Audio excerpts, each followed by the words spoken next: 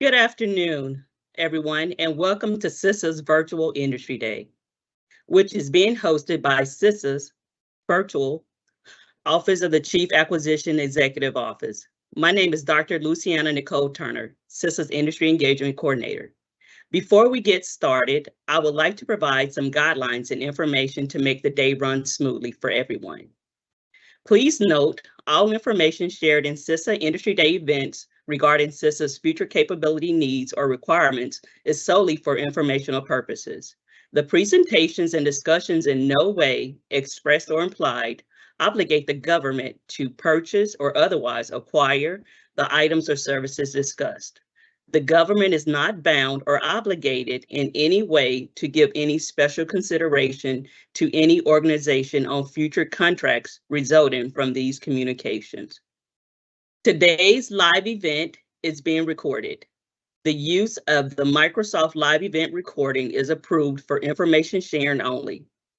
Misuse of the recording and description and transcription without the approval of CISA is prohibited. By participating in today's Industry Day, you consent to the recording and subsequent rebroadcast of any interaction.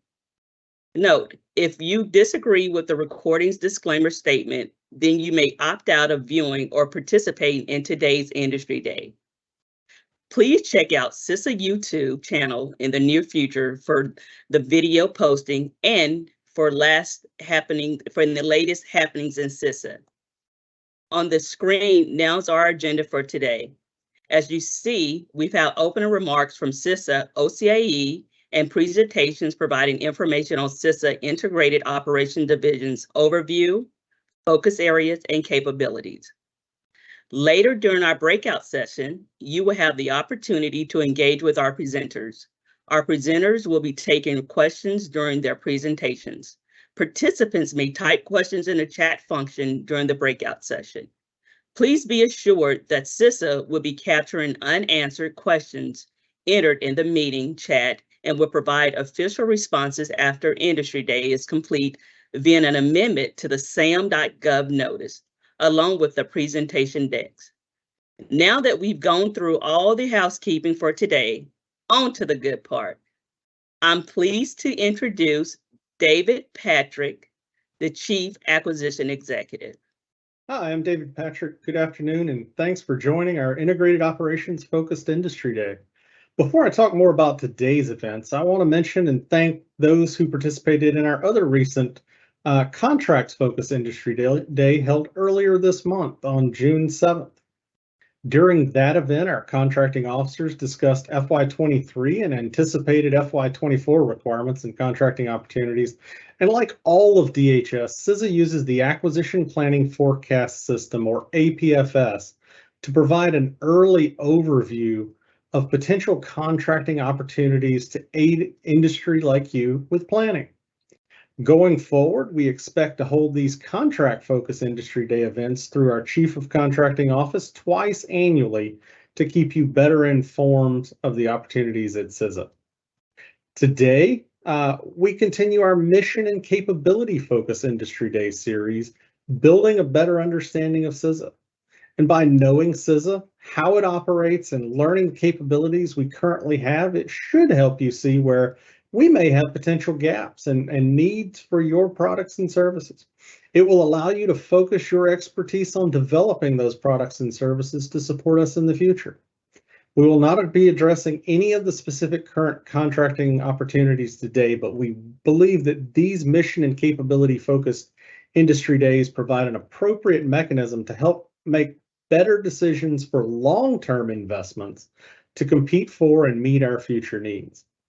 Today's Industry Day, as I said, was focused on CISA's integrated operations, so our integrated operations division, and the work they do nationwide across CISA's 10 regions to support our mission in federal, state, local, tribal, and territory partners. I want to thank Assistant Director Bean and her team for spending time with us today and explaining their work and maybe demystifying the role that they play here at CISA. And later today, we'll have a breakout session with IOD for subject matter experts to answer your Q&A. I really think it's important for you to take part in these Q&A sessions as it allows you to have direct contact with our subject matter experts who really know the work that's going on. As always, I encourage you to visit Doing Business with CISA on CISA.gov for upcoming events, links, and information. Also, please visit SAM.gov for our current contracting opportunities and reach out to the specific POCs listed in the SAM posting should you have any questions about a particular posting. If you have inquiries about the acquisition planning forecast system or items that are included in that, please email apfs-inquiries@cisa.dhs.gov. And now I want to take this opportunity to thank our presenters, the team who coordinated today's event, and for you attending this event. At this time, please join me in welcoming IOD Associate Director Bridget Bean to the virtual stage.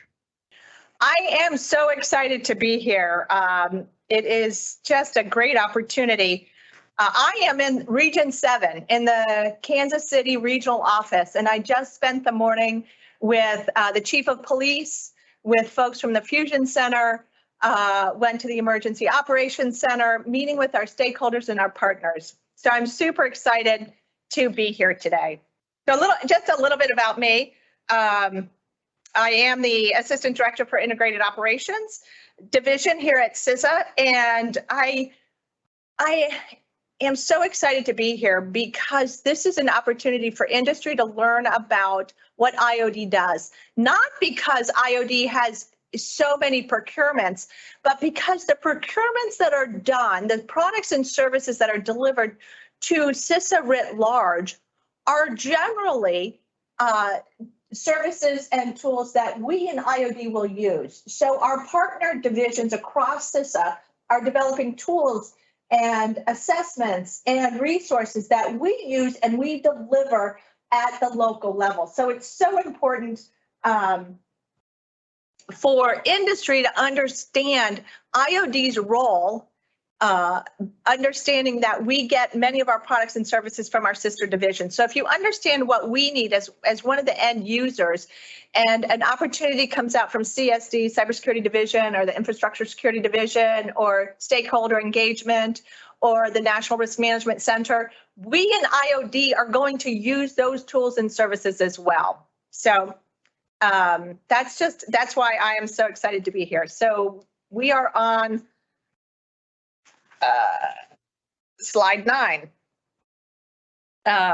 So we are really the boots on the ground, if you will, the partners that state and local target-rich, resource-poor partners rely on every day.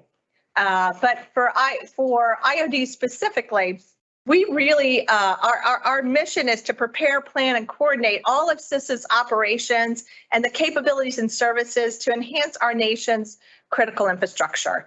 And we do that by being a ready organization positioned to deliver those products and services to really mitigate or to buy down risk and to enhance the resilience of our nation's critical infrastructure. As you know, CISA really leads the national effort to understand, manage, and reduce risk to the cyber and the physical infrastructure that Americans rely on every hour of every day. Just very quickly, I was in the Emergency Operations Center in Kansas City. It's just where we left, and they had, of course, their knowledge board with cameras across the city, and they've got some interesting things because the state line between Kansas and Missouri and Kansas, it's blended.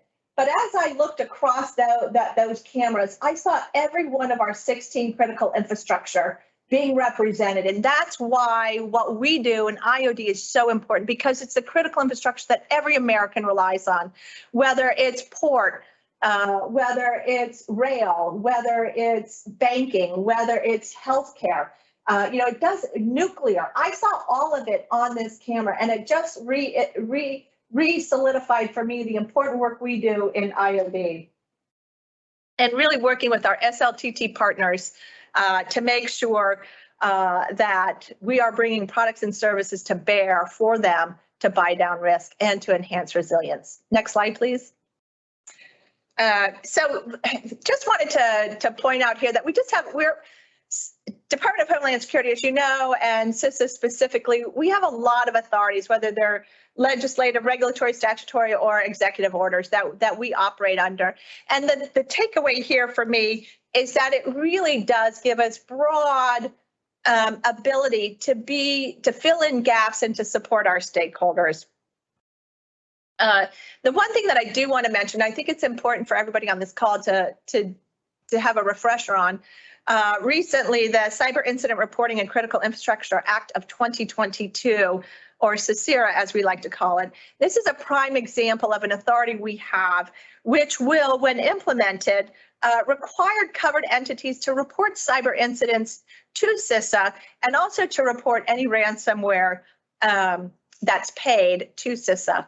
And the organization that is responsible for receiving and sharing that information is IOD. So I think it's symbolic of what we do. We receive information, we share information. That's what we do at the local level, that's what we do at the state level, and that's what's going to happen under CISA. So we are that connective tissue. And as the Chief Integration Officer for CISA, it's important that we get that information and we share it, and that we're connective tissue from state, local, federal, resource partners, critical infrastructure owners and operators. So just next slide, please.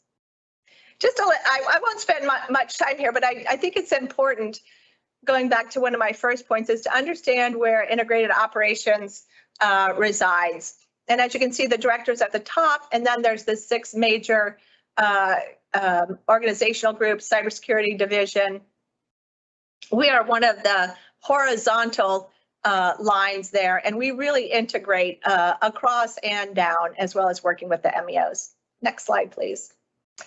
We're not an old organization. If you said, I've never even heard of IOD or Integrated Operation Division, that's fine, because we are new. CISA is new, about 4 years old. IOD is even newer than that. We are about 2 years old. And what the agency found is that they're doing a lot of important missions, but what they were missing was that integrated operations that needed to happen so that the agency had a full view of what was going on, and that we were collaborating and coordinating our products and services both within CISA and across the nation. So back in March of 2020, there was a transformation at CISA, and IOD was born out of that. And it created the CISA operating model, which really gave IOD the authority and the privilege to bring all that we were doing together, and that is done through our main lines of effort, if you will. And so today, just a mere short 5 years later, really 2020 to now, it's really to share that situational awareness. It's to be at the forefront of incident response. You're going to hear a lot about this from Dave Wilkinson when he talks about CISA Central. The regional service delivery model, which is where our 800 strong workforce across this nation are delivering cyber assessments, physical assessments, working with our emergency comms folks, dealing with our 911 and SWIC partners, and our chemical inspectors who are helping to make sure that our chemical facilities across the nation are safe and secure. Operational planning. It's not just for IOD, but we do operational planning for the entire organization. Business continuity and readiness. You know, on a bad day, can we continue to do what we do? Can we continue to provide the products and services that we need to do? And then our intelligence. We run an intelligence organization. Although we're not Title 50, we do work closely with the DHS authorities and are able to create, going back to that first bullet, which is the shared situational awareness, what's the threat landscape? And it's just kind of that, like that, recycling arrows, and we make sure that we are continually sharing information. Next slide, please. So I love this slide because there's both beauty, order, and chaos kind of going on all in this slide. And that in many ways defines what IOD does. We really are at the front line, externally facing, understanding what's going on in the world, coordinating and collaborating with our stakeholders, but creating creating those loops. And with us in the center, we're able to really take that which the other divisions have to offer and bring the right service, the right tool to the customer at the right time. And it's on the whole spectrum. I'm sure many of you support FEMA. And so we go through that whole cycle. But, you know, whether it's preparedness, or recovery or resilience, we are there at every step. And the key is really having that situational awareness, and really allows us to understand what's going on and what's needed at the time, and who do we need to bring into the conversation, bring into the situation, so that we have the right skill set at the right time. And so I love this slide because I really think it demonstrates our coordination and our approach from a federal, state, regional, and local level. Another key important piece is making sure that we have some level of standardization across the nation. We have 10 regional offices led by 10 senior executives, and making sure that the hundreds of professionals that are working underneath those leaders have a common operating picture of what's going on, which is fully informed by our CISA Central and our Intel folks, and just making sure that we have the practiced and shared experience to deliver the services that we need to deliver. I am super excited that we've got all of our division heads who are going to be presenting on the various programs that and subdivisions that we have within IOD, because I think it'll give a really good picture. So next slide, please. So this is just what I was talking about, our specific organizational chart. We have the 10 regions, IOD, Boyden Roner, my deputy, and I. We have a chief of staff. And so we've got the 10 regions, and what we try and do is weave through CISA Central, providing incredible situational awareness, our operational planning, our intelligence, regional operations, and operational readiness and continuity. Really just continually making and cinching tighter together the information we have, so that our folks on the ground working with our SLTT partners can have both that external awareness, what we're hearing at the national level, and bringing it to assistance at the local level. I spent a week down in Houston, traveling the ship channel, understanding the interdependencies, meeting with the Coast Guard, with the FBI, with industry, from big commodity tankers to cruise lines, and understanding how it all works together, and the security concerns that need to be addressed, so that collectively as a community, we're working well together to preserve and protect that important area for economic prosperity and others, not just in the Houston area, but all across the nation. Next slide, please. So these are just our mission priority areas, and they're just baked into everything we do. And I've touched on many of them already, but the regional service delivery model, which is our cybersecurity advisors, our protective security advisors, our emergency comms coordinators, and our chemical inspectors in the regions, and making sure that all of the programmatic elements that are developed in headquarters are delivered consistently through our regional teams. Operations, and that's just the biggest, broadest definition you can think of, making sure that we are having all of CISA's operations working cohesively and well together. And situational awareness is the key, right? I just came from the EOC here in Kansas, and the whole key is having that situational awareness, knowing what's going on, and then who to coordinate with, and who else needs to know what I know, and do we have those pre-existing relationships, and can we quickly share that information so that we can protect and secure our critical infrastructure. One example that we spent a lot of time on was the NFL draft, which at first blush may not seem like a really for the football fans out there, don't take this the wrong way, but not a big deal. But you have hundreds of thousands of people descending on a highly visible event. We talk about soft target crowded places, and our team, NFL has their own security, but they don't have connections in the cities. They don't have those partners there. And so it was the CISA IOD staff that was able to pull together the NFL security, the FBI, the Kansas City Police.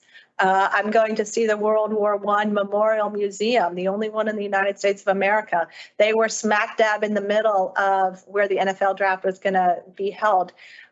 Huge hospitals around. So that coordination to make sure that, no bad actor took advantage of a highly visible opportunity, and that there was just extensive security to make sure that people were safe. And but that's the role that CISA plays, is that integrator, that collaborator, making sure that we're bringing the right people together to share information, as well as tools and assessments so that we are prepared, left of boom, and then resilient right of boom. Next slide, please.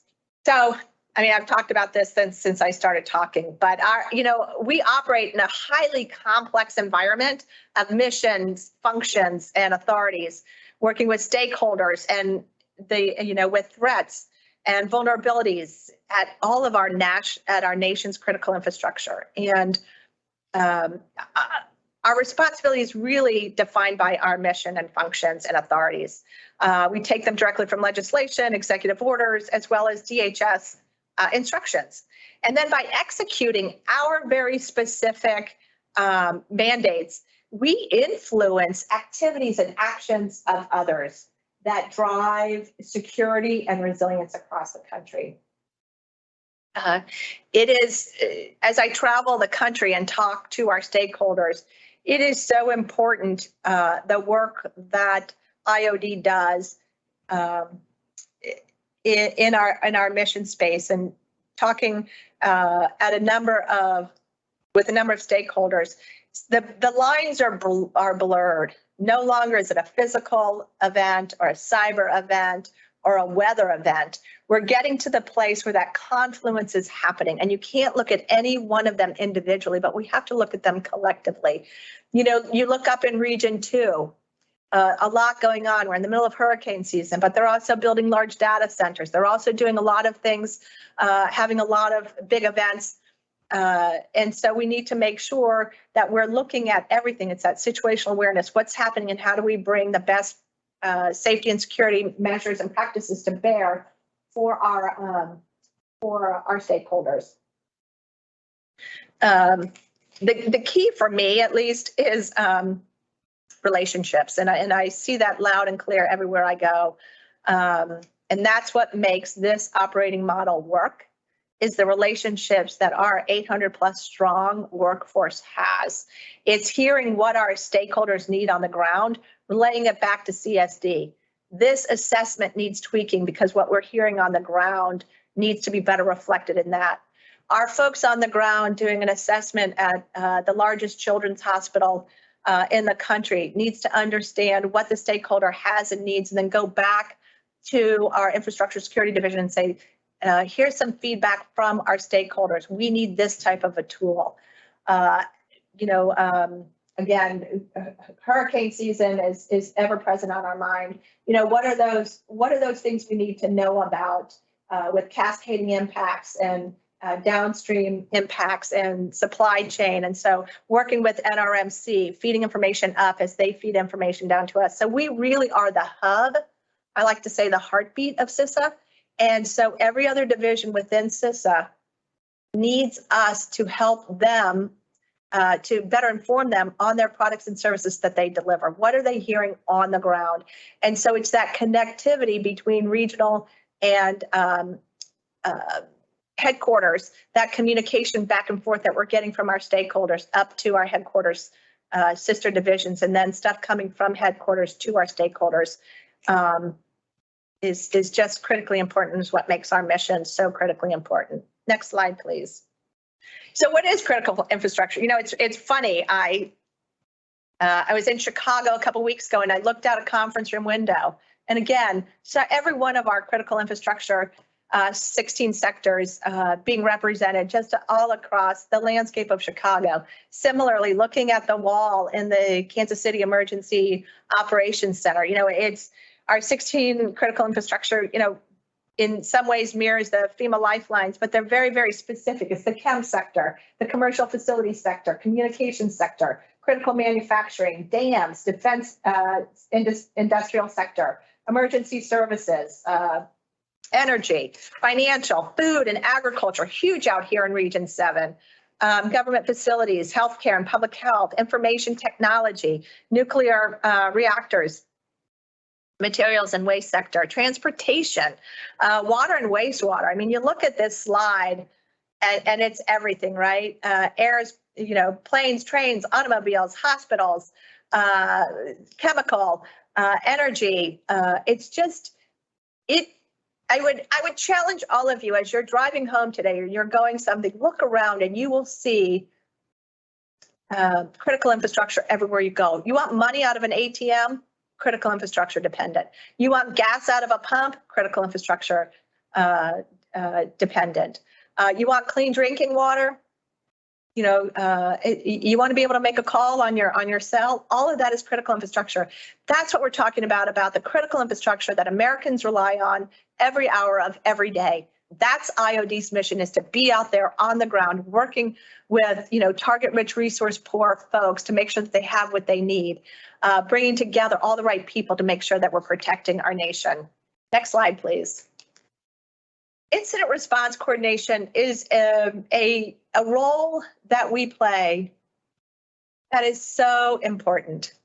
I spent years at the Small Business Administration where my passion for industry was really born, right? So I started working on the White House Conference for Small Businesses, making sure that small businesses had the opportunity to get some part of the procurement pie, that this was how we were going to grow our economy. This is how we're going to keep our industrial base strong. We know that innovation comes from small and mid-sized businesses, and just really working with small businesses to grow so that they could provide the needed resources to the federal government. Then transitioned to FEMA, where really got involved with Homeland Security grants, but also resilience. And so incident response coordination is super important.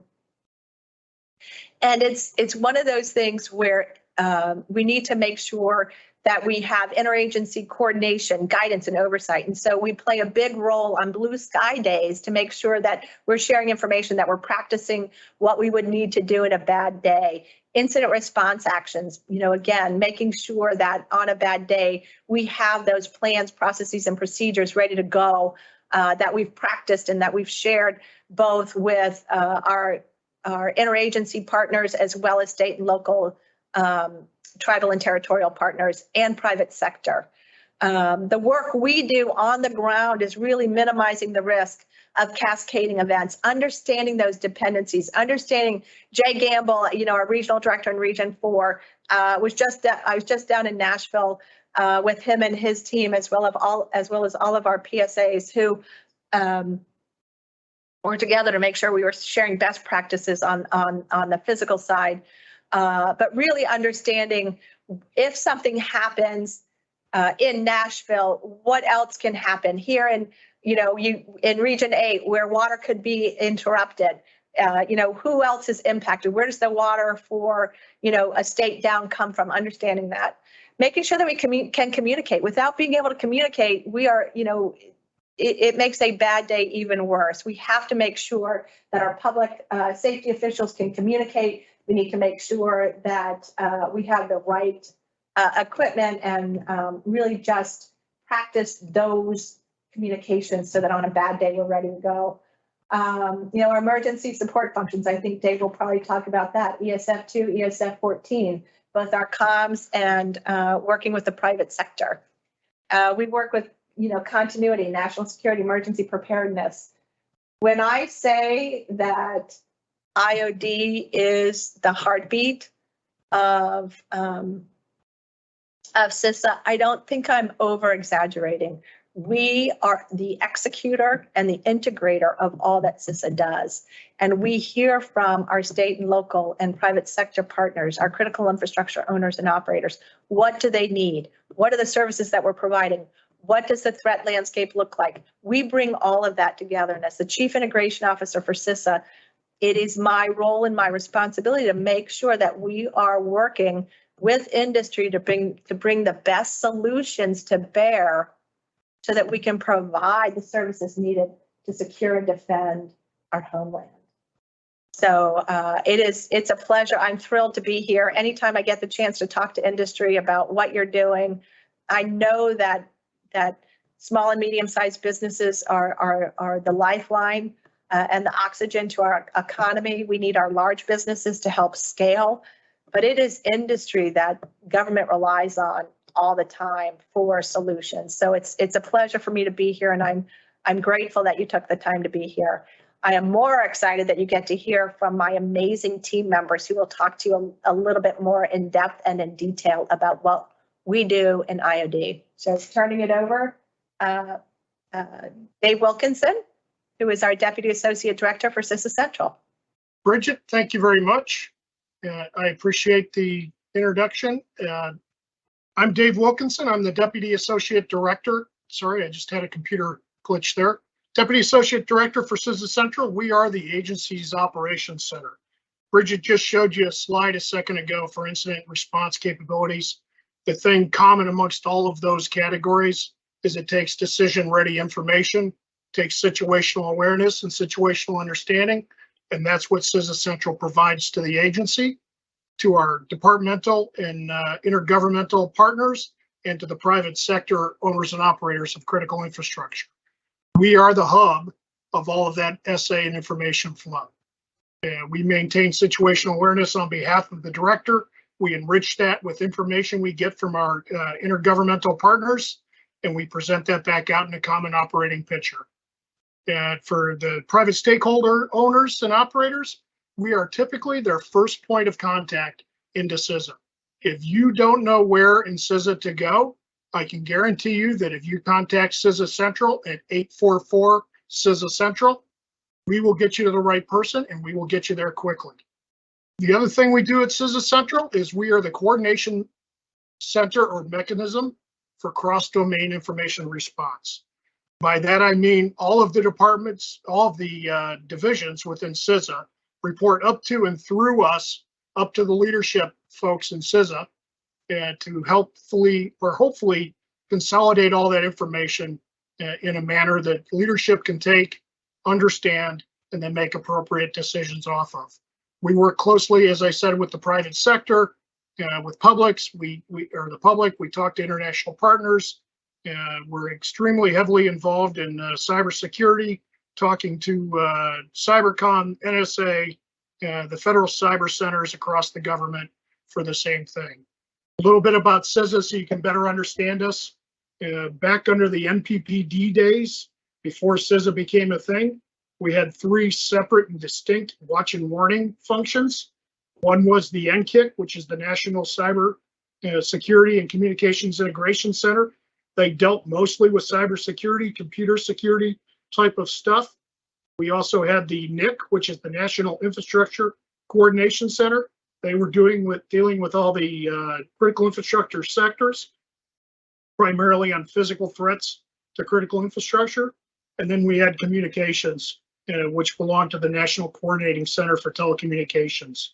Their role was typically reserved for a very bad day when national communications went down. That was started, believe it or not, way back in the late 60s, early 70s under the National Communication Systems. So they have a very long pedigree and had a lot of processes and procedures in place. When CISA became a thing in 2018, November of 2018, we made the decision to integrate those three watch and warning centers and to elevate their game up into an operations center. The difference there is you're going from situational awareness, knowing that something is going on, to situational understanding. Enhancing that information, integrating it with what we know about the sectors, what we know about the operating environment, what we know about what the rest of CISA is doing, putting it into a single place called the Common Operating Picture, and presenting it up to leadership. That has been a long road. It's been incredibly fun, but anybody that's studied anything about culture will know that that is a long-term process of getting those three disparately oriented folks into a single organization. To do that, we've organized CISA Central around 4 branches. If any of you are familiar with military operations, some of this will sound familiar to you. We have a current operations branch. That branch focuses on deliberative action. So if we have time to consider what's going to be needed of CISA, it goes over to current ops. They will dig in deep. They will pull the right divisions from CISA together, and we'll coordinate with our planning entity that you'll hear about here later, and we'll come up with a plan of action and courses of action for the director to choose from. Current operations is organized largely around the way CISA is organized. We have desk officers that are responsible for every division within CISA. I also have desk officers that are responsible for the regions. Their job is to understand and be joined at the hips with all the operational activity our divisions and regions are undertaking. On the watch and warning front, I have 2 really split operations between the NCR and Pensacola. 2 operations branches. One is up in on Glebe Road in Arlington, Virginia. The other is down in Pensacola. They seamlessly interact together. They are both hot sites. By that I mean I have crews at both sites. Day crew will be at Pensacola, night crew will be at Arlington. The next week, night crew will be in Pensacola and day crew will be in Arlington. This has provided a significant resiliency and flexibility, particularly as we have hurricanes or winter weather up here in the NCR. The job of the operations branch, this is where we view the environment, and we do that through reports, self-reports from owners and operators, and we get reports from the Coast Guard, DOD, transportation, any one of the departments and agencies, and feed their information into us for critical information or critical infrastructure. And we consolidate that. We have a series of alerts and warnings that we send out. If you've been involved in any hurricane response activity or closely aligned with it, you're probably familiar with our situation reports that we send out twice a day. The difference between us and FEMA is CISA and CISA Central are focused purely on critical infrastructure. FEMA is focused on the much broader aspect of lifelines and the health and safety of the American public. Along that same line, I've got a 3rd division. It is called Emergency Response Operations. Inside ERO, we house 2 emergency support functions, number 2, which is communications, and number 14, which is cross-sector business and infrastructure. Those 2 ESFs are designed or predicated on the response framework that FEMA puts out. We are the lead agency for both of those. ESF 2, as I said before, is under the National Coordination Center for Telecommunications. Anytime we have communications impact from a storm, from a natural incident, which is just about every time, ESF 2 actually deploys folks out to the field, to the emergency operations centers, to the states and locals to help them get that backed up. As part of that, I have a very tight relationship with the communications industry. I have ownership and governance of the communications ISAC. They're the only ISAC that is wholly operated by the government, and as an indication of how important that sector is. ESF 14 is fairly new. That comes about from the 2017 hurricane season, where we had back-to-back hurricanes. And we found out that as tightly integrated and coordinated as all of the emergency support functions are, what was missing was a cross-sector capability to coordinate between 2 or more ESFs for the things we didn't plan for. In operations, that's always going to happen. Every plan looks good until you're hit in the face, as Mike Tyson says. 2017 certainly did that, and we found a lot of gaps that we were ill prepared to address immediately, and we had to stumble through it. That created ESF 14. And again, because we're the critical infrastructure coordinating facility for the government, we picked that up and we now run that. Same thing as ESF 2. During an emergency, particularly a Stafford Act emergency, we will deploy personnel We have folks in all of our 10 regions that are trained in ESF 14 and ESF 2. They will pick up some of the burden as well.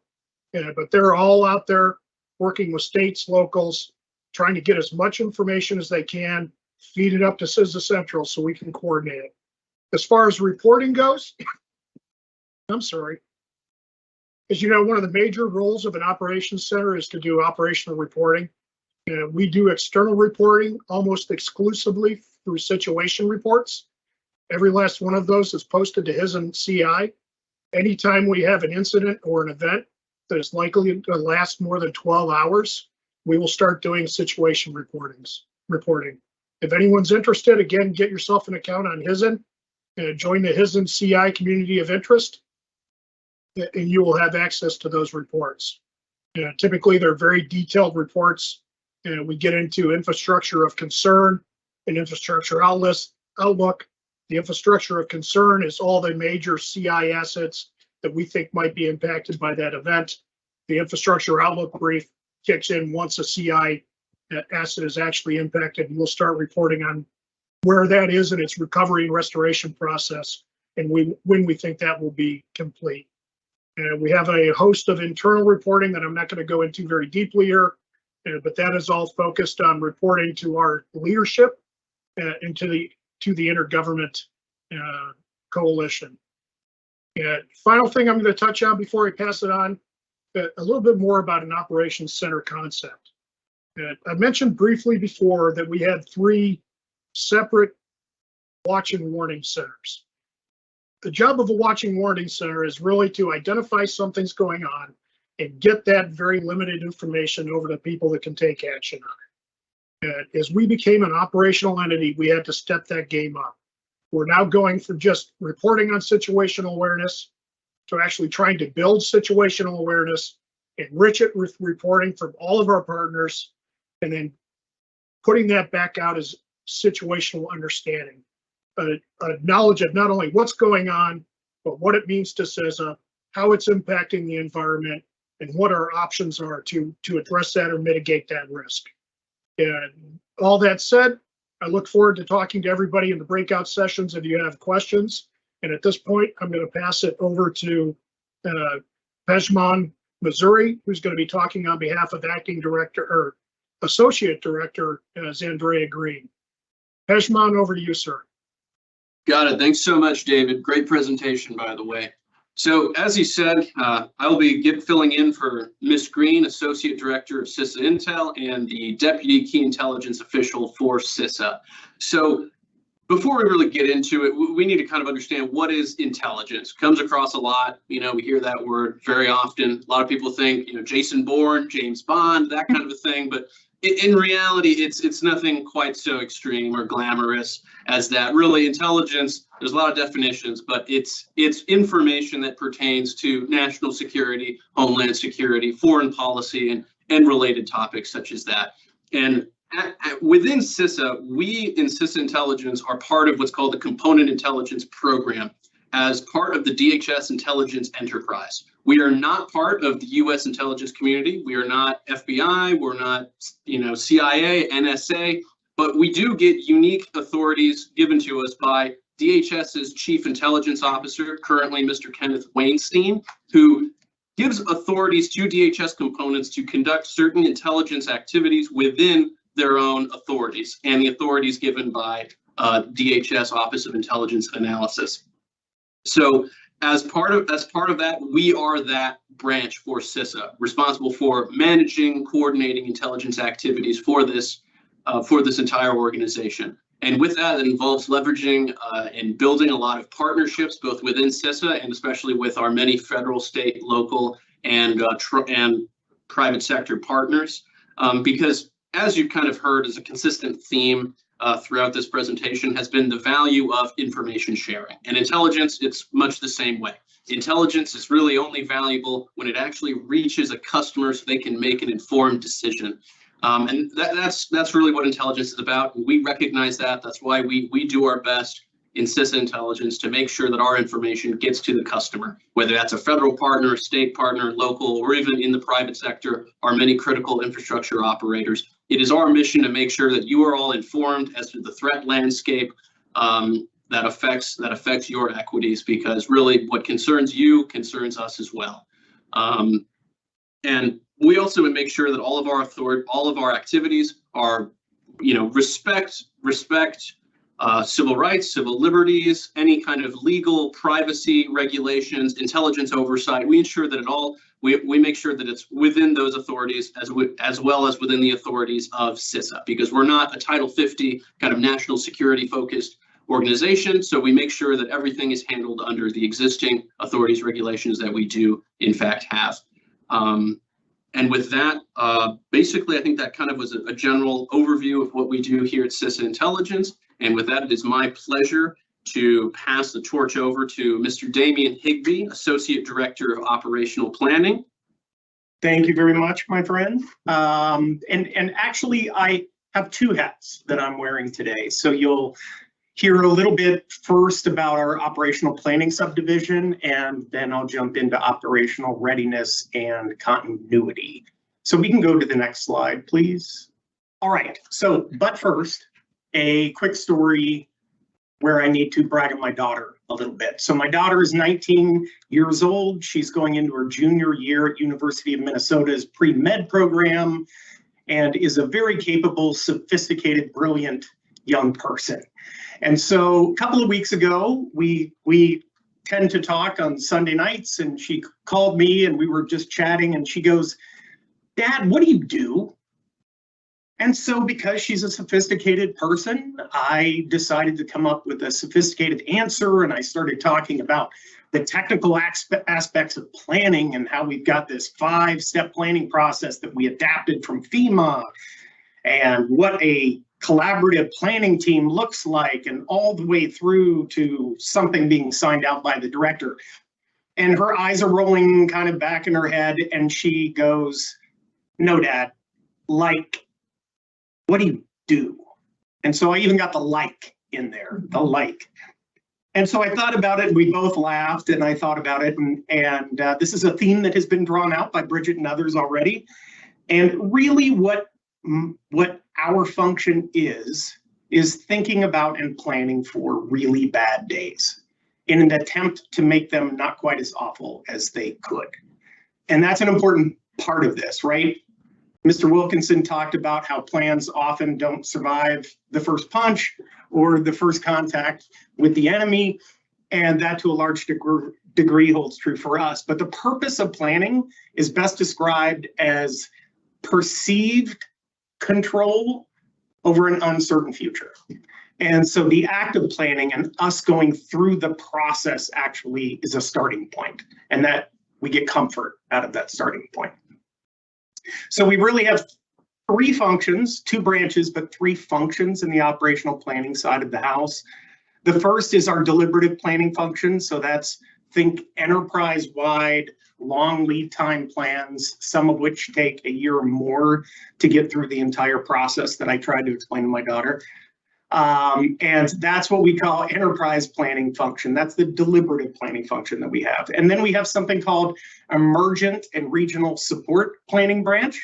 And so the emergent side, think incident-driven or crisis-driven plans.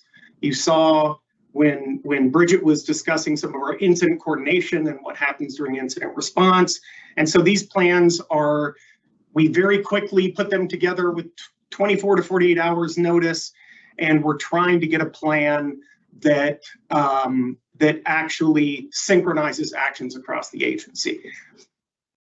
We also have, because emergent planning is episodic by nature, they also support the identification and filling doctrinal gaps between his CISA headquarters and our regions. So we have regional planners out there, so my team interacts with them as well.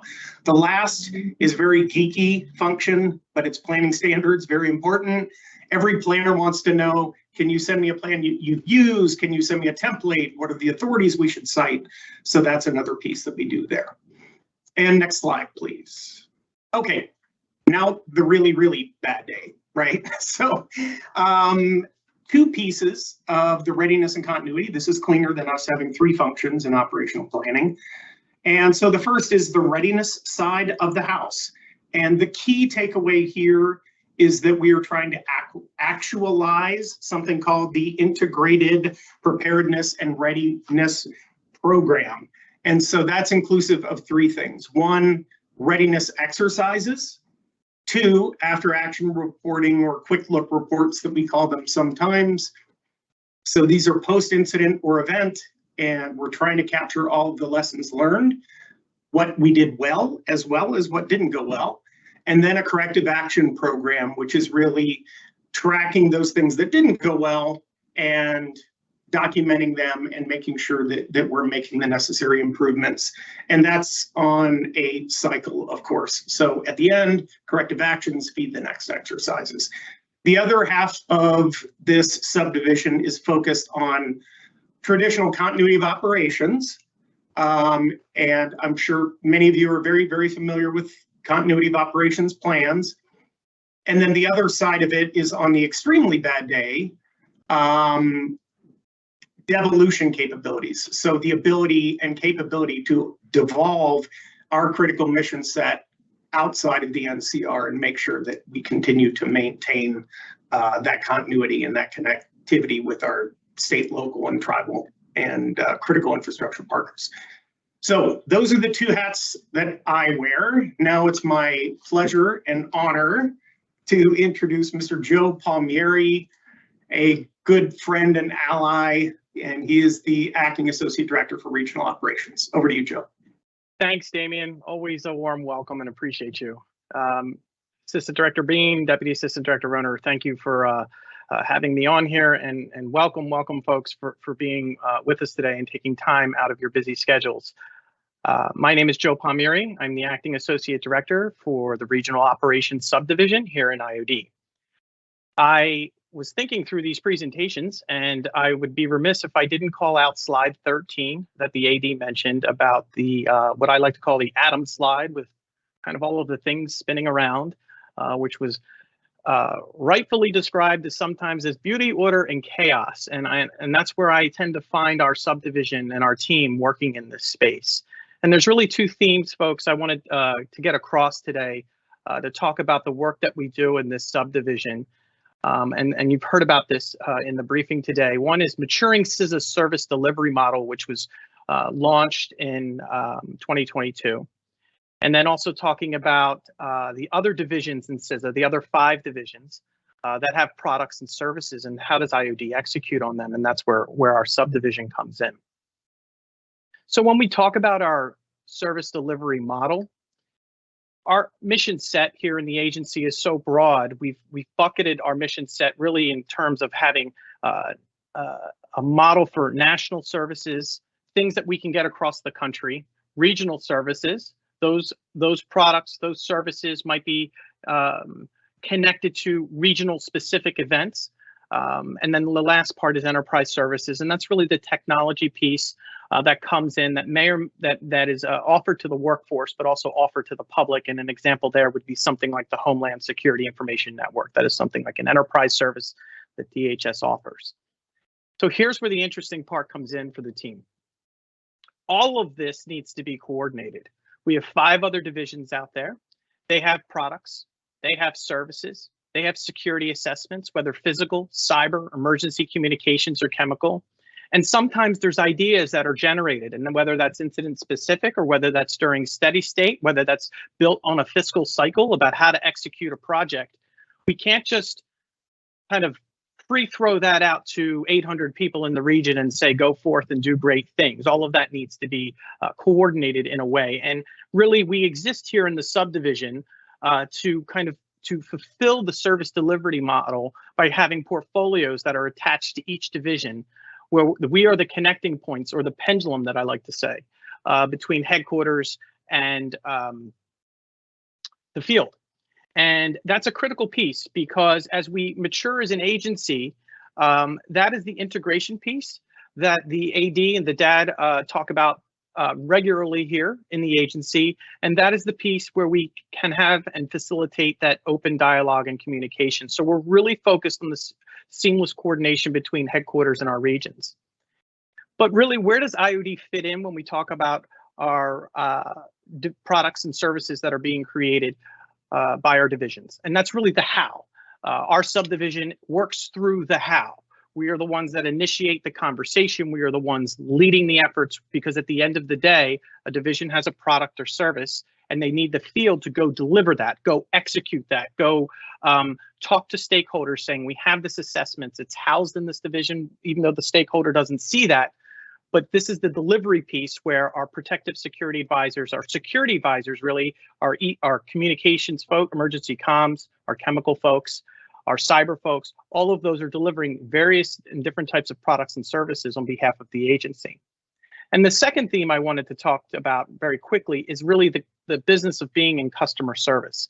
And in terms for our shop, I'm talking about our customer service between the workforce and headquarters.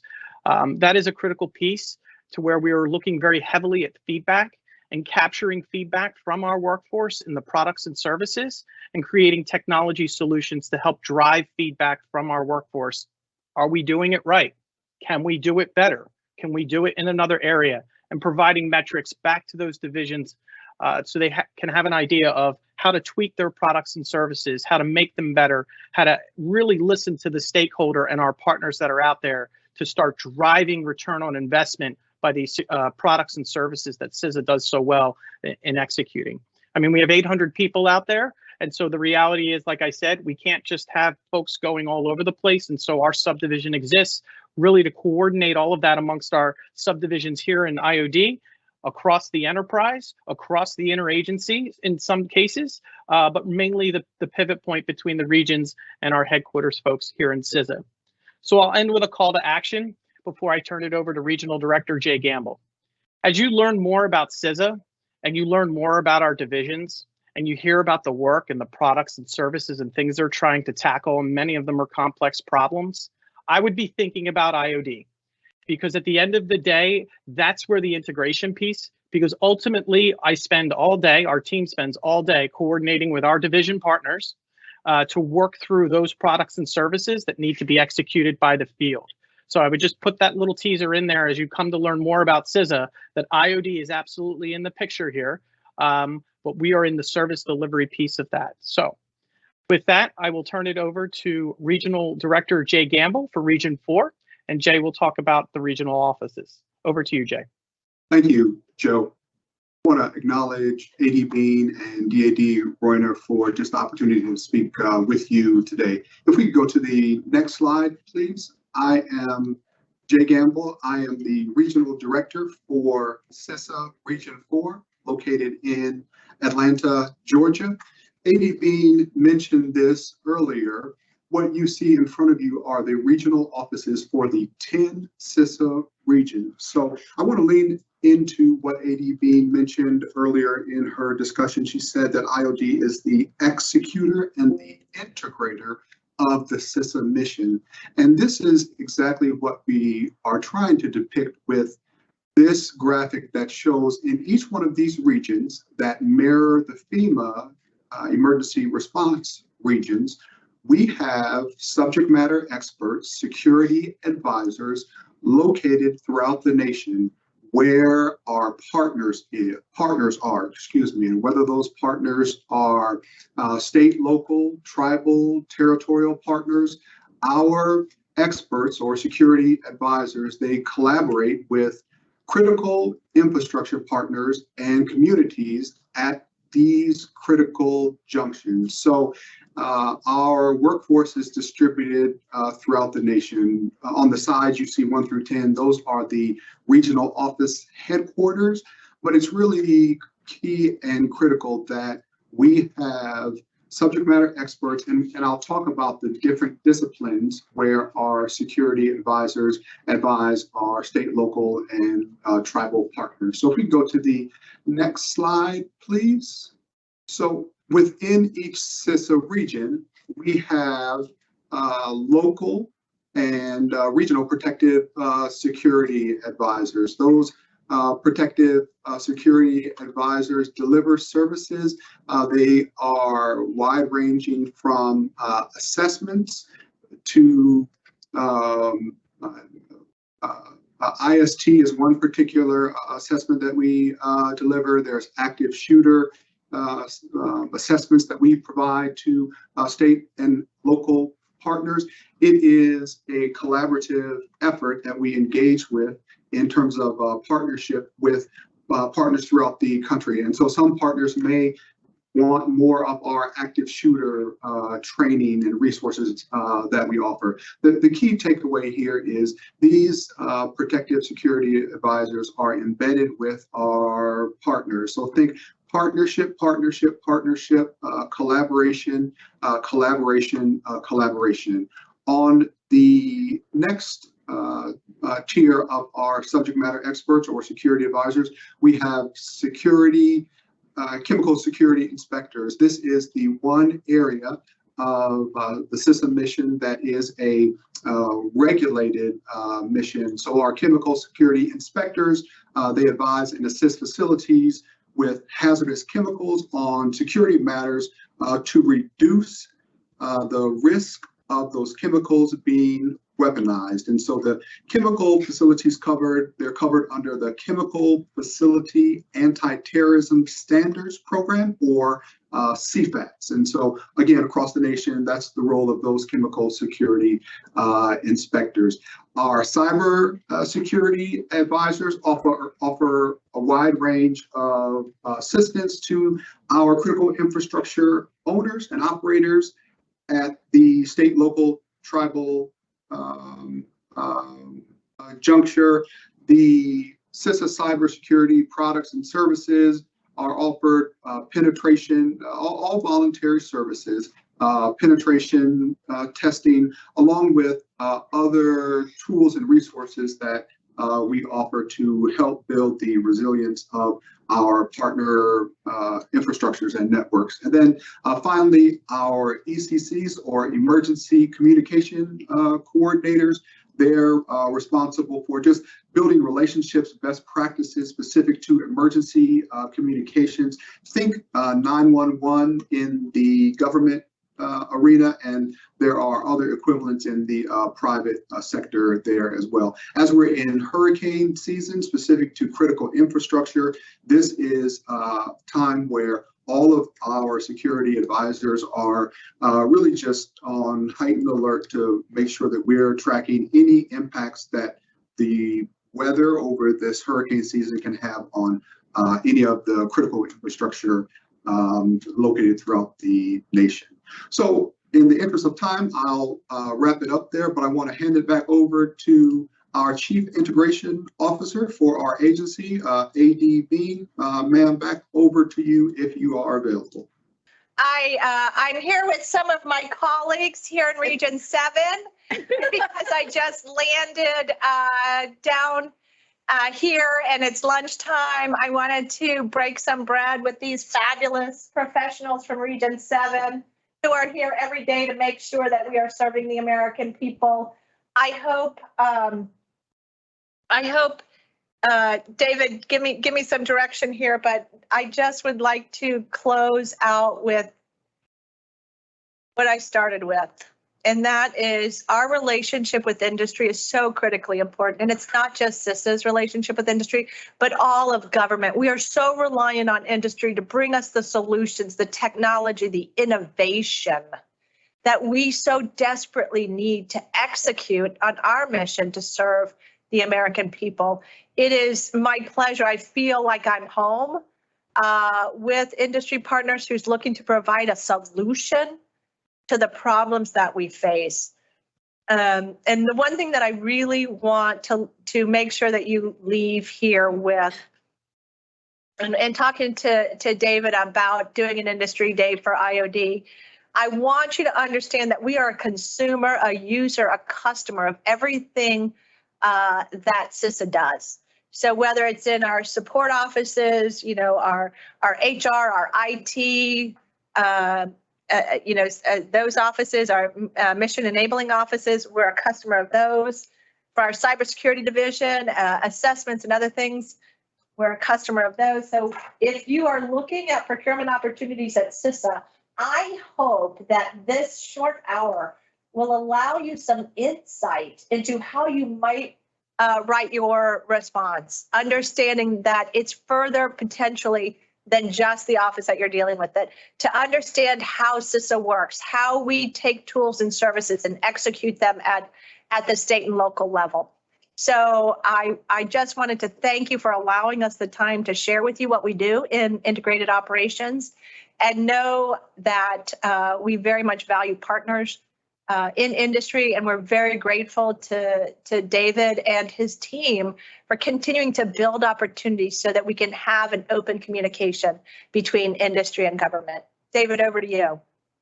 All right, and thank you very much. Thank you to the IOD team for this, and for a reminder plug right here. The Teams event is on a Teams regular meeting in just a few minutes, starting at 2:15.